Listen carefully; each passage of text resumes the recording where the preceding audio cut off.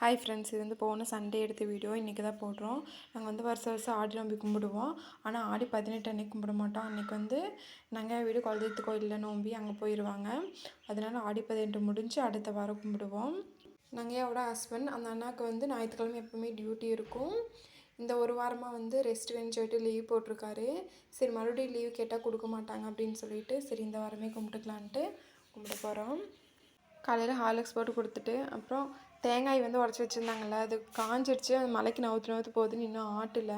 அதில் கொஞ்சம் ஆகாதெல்லாம் பொறுக்கி வெளியே மூட்டை கட்டி வச்சுருந்தாங்க.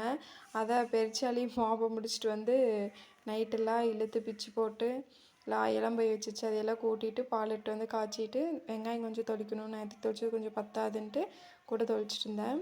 அப்புறம் மாமாவும் கறி எடுத்துகிட்டு வந்துட்டார். அப்புறம் நகையாவே எழுந்திரிச்சு இஞ்சி பூண்டெல்லாம் தொளிச்சிட்டு இருந்தாங்க. இன்னும் சர்வின் அபியெல்லாம் எழுந்திரிக்கல. தீக்ஷித்து செலியன்னு எழுந்திரிச்சாச்சு. அத்தை கூட நான் பேசிகிட்டு இருந்தாங்க. அப்புறம் அவங்க 2 பேரும் எழுந்திரிச்சு வந்துட்டாங்க. எழுந்திரிச்சு போர்வையும் போற்றி 3 பேர் உட்காந்துட்டாங்க. இவனை உள்ளே சேர்த்திக்கல, அதனால இவன் அடிச்சுட்டு இருக்கிறான் இந்த பக்கம். தீக்ஷித் சென்டரில் உட்காந்துட்டான் பாருங்க.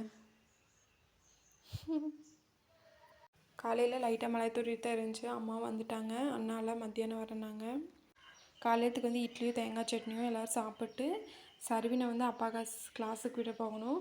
அப்படியே சாமி கும்பிட்றக்கு ட்ரெஸ் எடுக்கணுன்ட்டு நங்கையாவும் மாமா சர்வின் 3 பேர் பொள்ளாச்சி போயிட்டாங்க.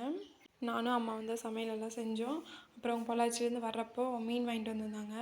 அப்புறம் அதுவும் பொரிச்சிட்டு அதுக்குள்ளே சர்வினுக்கு கிளாஸ் முடிஞ்சிருச்சு. அவனையும் கூப்பிட்டு அப்படியே மச்சாண்டார் வீடும் பஸ்ஸில் வந்தாங்க. அவங்களையும் கூப்பிட்டு வந்தாச்சு.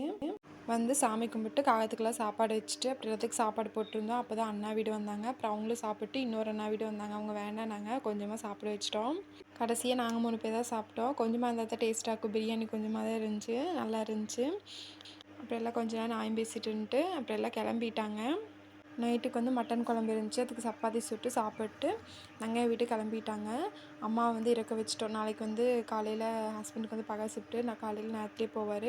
சரி கூட போய் ஊரில் இறங்கிக்குமா அப்படின்னு சொல்லி இறக்க வச்சிட்டோம். சர்வின் அபிக்கெல்லாம் ஸ்கூலுங்கிறதுனால காலையில் போனால் லேட்டாகிருன்ட்டு போய் கிளம்பிட்டாங்க. காரில் முன்னாடி உட்காரக்கு சர்வினுக்கு அபிக்கு சண்டை வந்துச்சு. சர்வின் போய் ஃபஸ்ட்டு உட்காந்துட்டான். அப்புறம் அபியும் நான் முன்னாடி தான் உட்காருவேங்கிறான். அப்புறம் அண்ணா திட்டுனாட்டி அப்புறம் சர்வின் பின்னாடி போயிட்டான். அப்புறம் அபியும் முன்னாடி உட்காந்துட்டான். பாய் சொல்லிட்டு வந்தாச்சு.